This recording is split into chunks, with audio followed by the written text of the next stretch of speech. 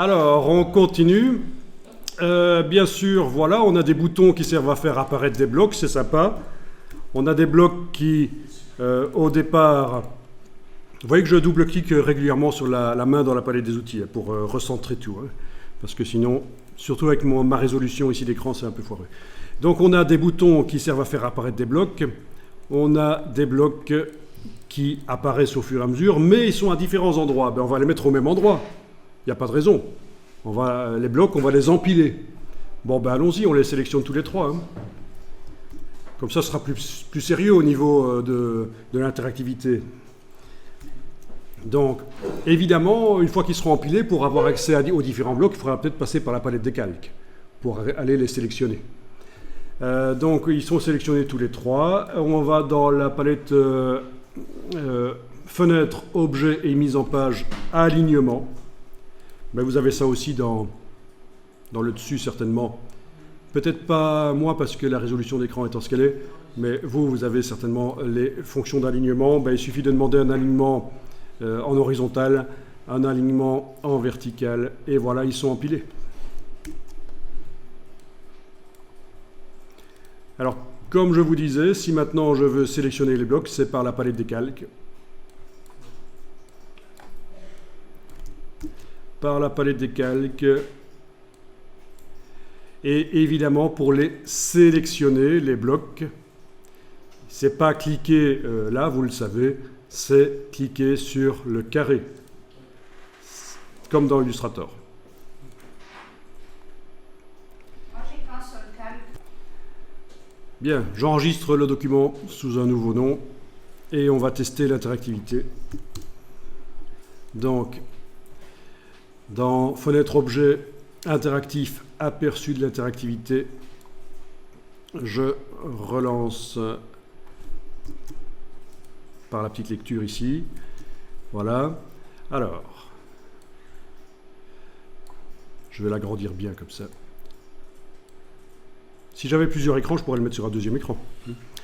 Voilà, je clique sur le vert, il apparaît. Je clique sur le rouge, il apparaît. Je clique sur le mauve, il apparaît. Je clique sur le rouge, il n'apparaît pas. Je clique sur le vert, il n'apparaît pas. Logique. Ben oui, ils sont en dessous. Le mauve, qui est l'objet le plus au-dessus, chez moi, ben, cache les autres. Donc voilà, problème. Et donc vous avez une petite idée comment on pourrait s'en sortir?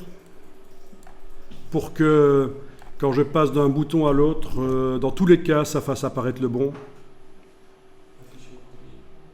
On ne sait pas modifier l'empilement. Cacher les autres, oui, oui. Bah, tu connais déjà le PDF interactif. Non? Tu n'avais pas vu ça? Non, pas les boutons? Ah, les animations que tu connais. Mais voilà, les boutons, c'est... Voilà. Eh bien, on retourne sur notre programmation de boutons, vous allez voir. Donc, mine de rien, pour faire un diaporama, ceci peut être sympa. Mais diaporama avec très peu d'images, parce que vous allez voir que ça demande pas mal de boulot pour programmer. S'il y a plus d'images, il va falloir utiliser le système des objets à état multiple. Ok, donc, je sélectionne le premier bouton du haut. Je vais dans les objets interactifs, boutons et formulaires. Et ce bouton du haut sert à faire apparaître le bloc du haut. Eh bien ici, il va également servir à faire disparaître le bloc du milieu et le bloc d'en bas.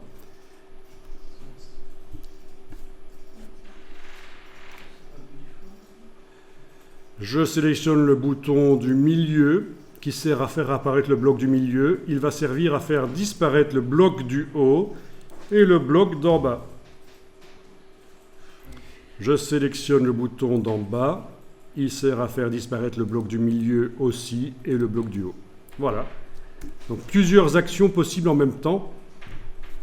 Vous pourrez même enclencher un son. Au moment où vous appuyez sur le bouton, il y a une image de vache qui apparaît et on a un son de vache qui arrive dans le PDF interactif. Quand vous survolez la vache, elle ouvre la gueule. Vous croyez que je rigole, mais on va faire ça. On prépare ça dans Photoshop, on fait un petit trucage photo, et quand on survole ou qu'on clique sur une image, il se passe quelque chose, ça peut même être l'image qui change.